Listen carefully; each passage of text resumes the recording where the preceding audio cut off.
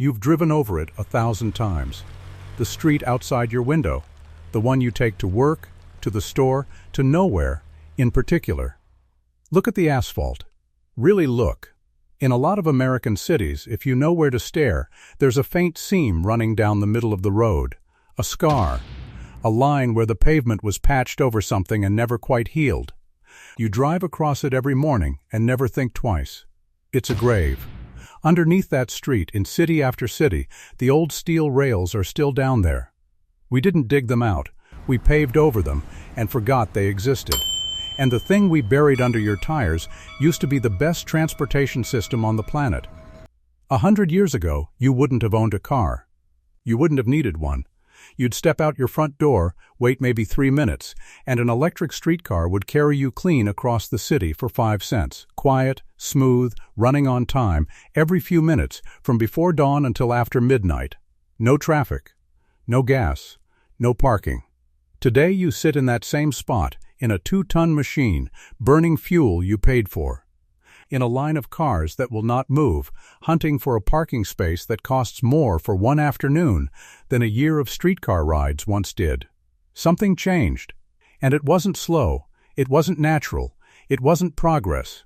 It was a plan, and it comes down to one company, one man, and one decision made in 1922. The man was Alfred Sloan, the president of General Motors. And in 1922, Sloan looked out at a country that ran on electric rails where almost nobody bought a car, because almost nobody needed one, and he saw a single problem standing between him and the richest market on earth. The trains were in the way. So Sloan built a quiet little division inside General Motors with exactly one assignment: get rid of them. Every streetcar in America. He didn't hate trains, he just couldn't sell you a car while you were comfortably sitting on one. Before we lose it, you need to know who it belonged to. Because it didn't belong to Sloan, it belonged to ordinary people.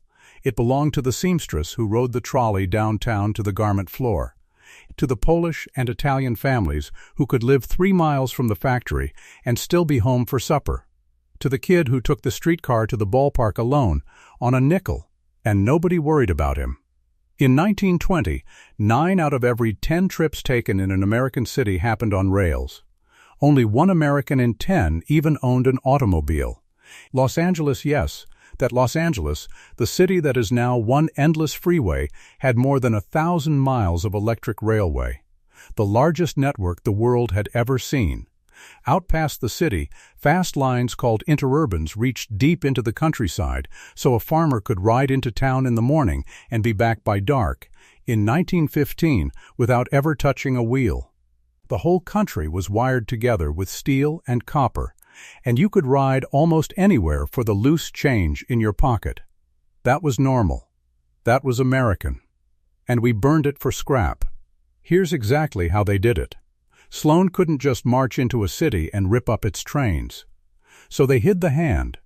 They built a front company, National City Lines, and quietly funded it with the men who stood to profit most from a dead train.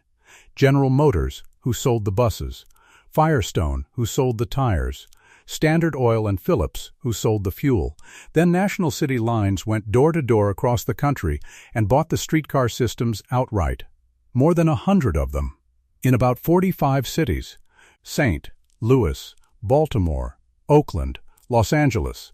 And the moment they held the keys, they killed it. They tore the rails out of the pavement. They cut the overhead wires down. They dragged those beautiful electric cars to the scrapyard, and in some towns, they stacked them in open fields and set them on fire. In their place came one thing: the diesel bus. Loud, slow, belching smoke into the street. Built by General Motors, rolling on Firestone tires, burning Standard Oil fuel. The bus was worse, and that was the entire point. Make the ride miserable enough, long enough, and one day you'll give up and go buy the car they were selling all along. Then came the killing blow, and it didn't come from a company. It came from the government. In 1956, President Eisenhower signed the Federal Aid Highway Act, 41,000 miles of interstate, $25 billion. 90% of it paid by the federal government, the largest public works project in the history of the United States, and every cent of it pulled in one direction, billed for the car, and nothing but the car. You cannot run a streetcar down a freeway. And that brings us to the lie sitting at the center of all of it. You have been taught your entire life that your car is freedom. The open road, go anywhere, anytime, no schedule, no waiting. That's the story you were sold. Now look closer. Most of what Americans call freedom on the road isn't freedom at all. It's dependence wearing freedom's costume. You don't drive because you chose to. You drive because they made every other choice impossible. They tore out the train. They spread the city so wide that walking became a joke and the corner store became illegal to build. And then they handed you a steering wheel and called it liberty. A free man can choose not to. You can't. Miss 3 car payments and your job, your groceries, and your child's school all disappear in the same week. That isn't the open road. It's a leash cut just long enough to feel like freedom. And we have the receipts. In 1949, the federal government finally dragged General Motors and its partners into court. A jury heard all of it, and it convicted them guilty, criminal conspiracy. You want to know the price for helping strangle the public transit of an entire nation? General Motors was fined $5,000.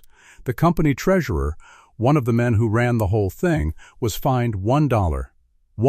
The trains were gone. The cities were rewired forever. And the bill came to a single dollar.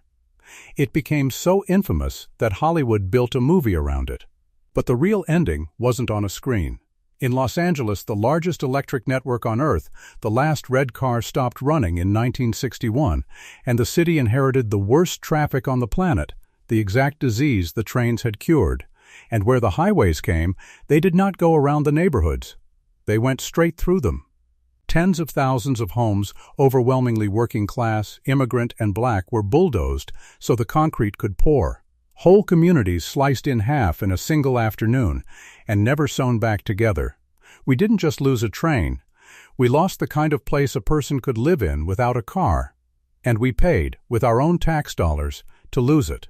Here's the part nobody wants to sit with. It isn't that this happened. It's that we never undid it. The conviction came and went.